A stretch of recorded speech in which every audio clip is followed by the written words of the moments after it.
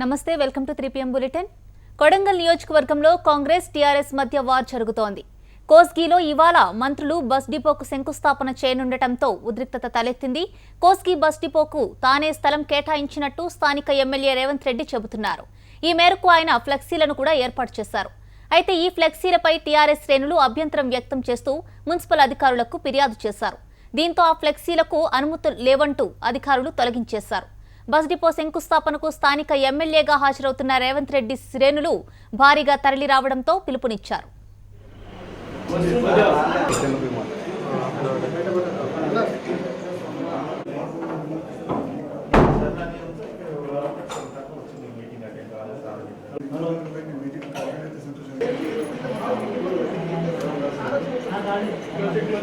హరీష్ రావు గారు వచ్చినా, మహేందర్ రెడ్డి వచ్చినా, లేకపోతే నాయన్ నరసింహారెడ్డి వచ్చినా, జూపల్లి కృష్ణారావు వచ్చినా, లక్ష్మారెడ్డి గారు వచ్చినా, ఎవరు వచ్చినా ఈ కార్యక్రమాలు ఏవి కొత్తవి కాదు.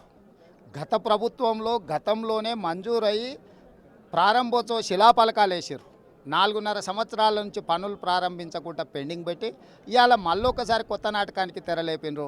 ఏమని మేమే మంజూరు చేసినామని మళ్ళీ కొత్త శిలాఫలకాలు వేసే ప్రయత్నం చేస్తున్నారు. ప్రధానంగా కోస్గి బస్ స్టేషన్కు కడప నుంచి ఆంధ్రప్రదేశ్ రాజ్యసభ సభ్యుడైన సీఎం రమేష్ గారు ₹1 నిధులు ఇస్తే ఆ ₹1 నిధులకు ఈరోజు ప్రారంభోత్సవానికి వచ్చి వారి పేరు పెట్టకుండా ఈరోజు కార్యక్రమాలను చేపట్టే ప్రయత్నం చేస్తున్నారు.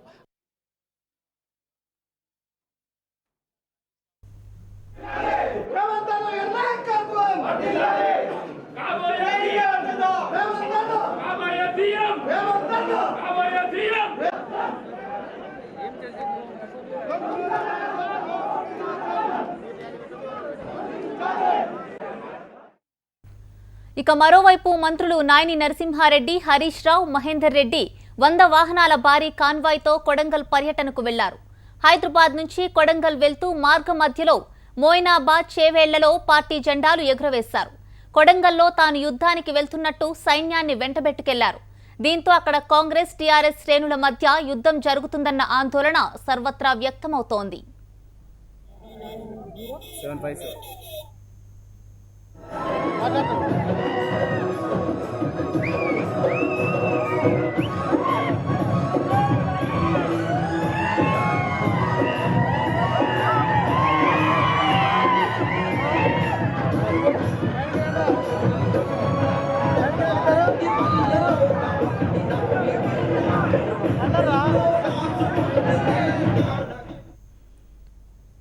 కొడంగల్లో పరిస్థితిని మనకు తెలియజేయడానికి మా ప్రతినిధి నరేంద్రాచారి ఫోన్ లైన్ లో సిద్ధంగా ఉన్నారు. నరేంద్రాచారి, చెప్పండి, ప్రస్తుతం కొడంగల్ లో రేవంత్ రెడ్డి ఇంటి దగ్గర పరిస్థితి ఏ విధంగా ఉంది? అనుష, ఇప్పటికైతే ప్రస్తుతం రేవంత్ రెడ్డి ఇంటి వద్ద ఉత్కంఠగా కొనసాగుతా ఉంది. అయితే మొత్తానికి ఈ రోజు ఇక్కడ నుంచి కోచ్కి బయలుదేరేందుకు ఆయన కాసేపట్లో సర్వసిద్ధం చేసుకుంటున్నారు. ఇక్కడ నుంచి ఆయన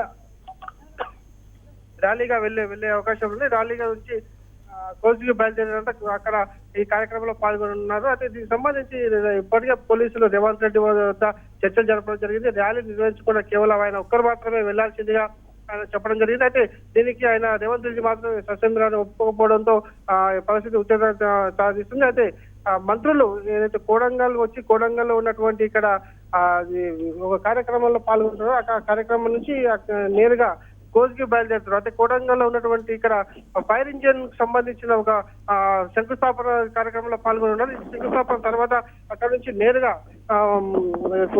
కోచ్లో జరిగిన అభివృద్ధి కార్యక్రమంలో వెళ్ళనున్నారు. అక్కడ నుంచి బహిరంగ సభలో మంత్రులు పాల్గొనున్నారు. అయితే ఇదే కార్యక్రమం చూస్తే యథావిధిగా మన కొడంగల్ ఎమ్మెల్యే కూడా బయలుదేరే అవకాశాలు ఉన్నాయి. దీనికి సంబంధించి ఇప్పటికే పోలీసులు మాత్రం భారీ బందోబస్తు ఏర్పాటు చేయడం జరిగింది. రోడ్డుకు సంబంధించి అయితే రేవంత్ రెడ్డి ఇంటి కొడంగల్ పట్టణంలో ఉంది. రేవంత్ రెడ్డి ఇంటి నుంచి వెళ్లే మార్గంలో భారీగా పోలీసులు మోహరించడం జరిగింది. అక్కడి నుంచి ఈయన ఒకవేళ రేవంత్ రెడ్డి కాన్వాయ్లో నుంచి వెళ్తే కనుక పోలీసులు అడ్డుకునే అవకాశాలు ఉన్నాయి. కేవలం కార్యకర్తలు అడ్డుకునే అవకాశం ఉన్నాయి.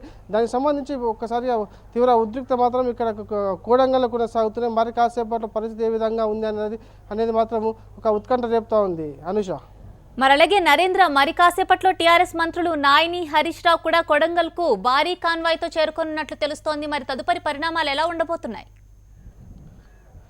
ఇప్పుడే పరిగి నుంచి ఒక కార్యక్రమంలో పాల్గొని అక్కడి నుంచి నేరుగా కొడంగల్కు చేరుకున్నారు. మంత్రులు నాయని నరసింహారెడ్డి అలాగే హరీష్ రావుతో పాటు మంత్రి మహేందర్ రెడ్డి కూడా అక్కడి నుంచి బయలుదేరున్నారు. అయితే దీనికి సంబంధించి కొడంగల్లో ఒక ఫైర్ ఇంజిన్కి సంబంధించిన భవనానికి శంకుస్థాపన చేయనున్నారు. ఈ కార్యక్రమంలో పాల్గొన్న తర్వాత రేవంత్ రెడ్డి ఇదే కార్యక్రమంలో పాల్గొని అటు నుంచి నేరుగా కాన్వాయ్లో కోజ్కి బయలుదేరున్నారు. అయితే మంత్రులు కూడా ఇక్కడ రానున్న నేపథ్యంలో ఒక్కసారిగా కొడంగల్ నియోజకవర్గం కేంద్రంలో రెడ్ అలర్ట్గా ప్రకటించిన పరిస్థితి మనకి కనిపిస్తూ ఉంది. మొత్తానికి ఇటు కాంగ్రెస్ శ్రేణులు కూడా భారీగా తరలిరావడం, అలాగే టీఆర్ఎస్ శ్రేణులు కూడా భారీగా కొడంగల్ నియోజకవర్గం చేరుకుంటున్నారు. అక్కడ నుంచి కోజ్గిలో జరిగే బహిరంగ సభకు వెళ్ళనున్న నేపథ్యంలో కోజ్గిలో కూడా ఒక రెడ్ అలర్ట్ ప్రకటించిన పరిస్థితి మనకి ఈరోజు కనిపిస్తూ ఉంది. మొత్తానికి ఇది ఒక ఎన్నికల స్టంట్. అంటే తెలంగాణ రాష్ట్రంలో రానున్న ఎన్నికలను ఒక ఎలా ఉండబోతున్నాయి అనేది కొడంగల్ నియోజకవర్గం ఒక సూచన ప్రయోగంగా మనకు కనిపిస్తూ ఉంది. ఇంత ఉత్కంఠ రేపుతున్నది ఈ సంబంధించిన ఈరోజు జరిగే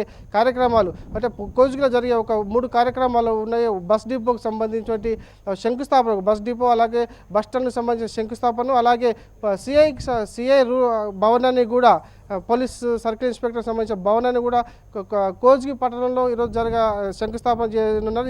దీనికి సంబంధించి 5 మంత్రులు వచ్చే ఈ కార్యక్రమంలో పాల్గొనున్నారు. అయితే కొడంగల్ నియోజకవర్గం రేవంత్ రెడ్డిని టార్గెట్ చేస్తూ ఒక కొనసాగుతున్న ఈ కార్యక్రమంగా కాంగ్రెస్ శ్రేణులు భావిస్తున్నాయి. ఈ నేపథ్యంలో దానికి ధీటైన సమాధానం చెప్పాలనే ఉద్దేశంతోనే రేవంత్ రెడ్డి కూడా బస్టాండు తర్వాత బస్ డిపోకి సంబంధించిన స్థలాన్ని నేనే కేటాయించాను, ఈ అభివృద్ధి కార్యక్రమంలో కాంగ్రెస్ శ్రేణులు కూడా అధిక సంఖ్యలో పాల్గొనాలనే ఉద్దేశంతో ఈ ర్యాలీని చేపట్టడం జరిగింది. ఈ ర్యాలీ క్రమేణా తీవ్ర ఉధృతకు దారితీస్తూ ఉంది. కొడంగల్ పట్టణంలో నుంచి రేవంత్ రెడ్డి వద్ద మనం చూస్తున్నాం, ప్రజెంట్ రేవంత్ రెడ్డి ఇంటి వద్ద ఉన్నాం. ఇక్కడ నుంచి భారీగా శ్రేణులు కొడంగల్ నుంచి కోజ్కి తరలించేందుకు సిద్ధంగా ఉన్నారు. కాన్వాయ్ సిద్ధంగా ఉంది.